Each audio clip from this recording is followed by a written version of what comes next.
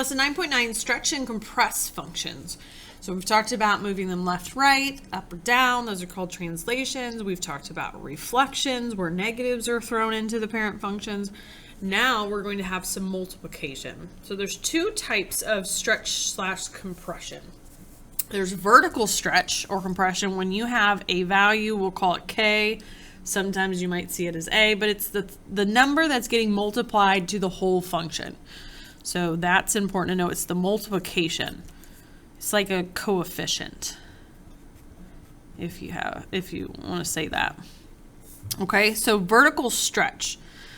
That is going to happen when the absolute value of that number, so it doesn't matter whether it's positive or negative, but when that value is bigger than 1. So in this case, my K value is 3. 3 is a number bigger than 1. So vertical stretch is like taking a rubber band and stretching it vertically, and it's going to make it skinnier. Okay, so stretching a rubber band is going to make it skinnier when you stretch it vertically. And so what's happening here is I'm going to take each ordered pair and I'm going to multiply the Y value by 3. Okay, so this point is here at 1. 1 times 3 would now put it at 3. It's going to make it 3 times higher than it was. And so this point here at 8, that would be way up here at 24, right? We can't fit that. This point at 0, 0 is going to stay, and then this point right here at Y value of -1, 3 times lower would put that at -3. And again, I can't take -8 times -24. That'd be too low.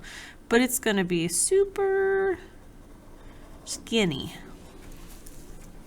Okay. Vertical compression is like taking that same rubber band and vertically squishing it to where it makes it fatter and wider. Sometimes kids want to say squattier. It's a fun word to say. Dumpier. I don't know. But that is when the absolute value of your number is between 0 and 1. So some kind of fraction that's smaller than 1. If I had 3 halves, that's bigger than 1, so actually that would become stretch. But what I need to know is that I'm going to take all my Y values times a half.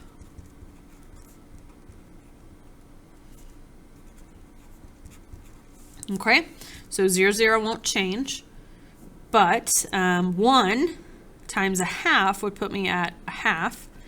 2, half of 2 would be now at 1. And then half of -1 would be -1/2. Half of -2 would be -1.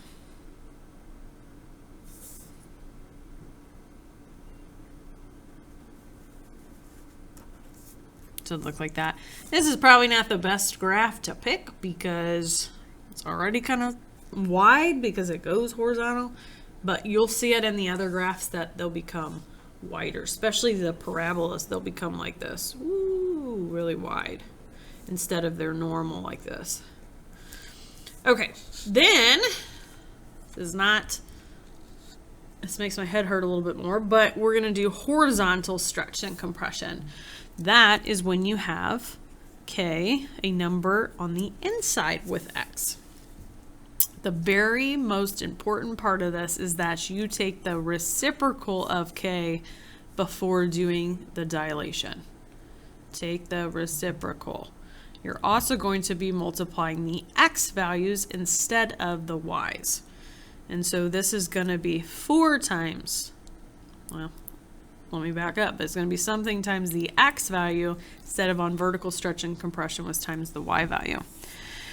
And so when I see a 4 inside of here, that tells me it's horizontal. I have to take the reciprocal, which is 1/4. So I'm going to multiply the X values by 1/4. And so let's see what happens there. So this is not going to change at 0, 0. This is an X value of 1, so that would put me at 1/4. This is an X value of 4. 1/4 of 4 is going to put me at 1. This is at an X value of 9. I don't really like that. 8 would put me at 8. 1/4 of 8 would be 2.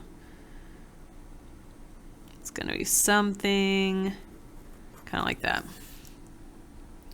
So that actually made horizontal compression. If I squish something horizontally, it makes it actually go taller. And the reason why when it's saying the K value is greater than 1 is because we're going to take the reciprocal and get 1/4. So if this all confuses you, ignore it. Just remember you're looking at whether the number's on the outside of the whole function or inside with x. And so again, when it's inside with x, we have to take the reciprocal.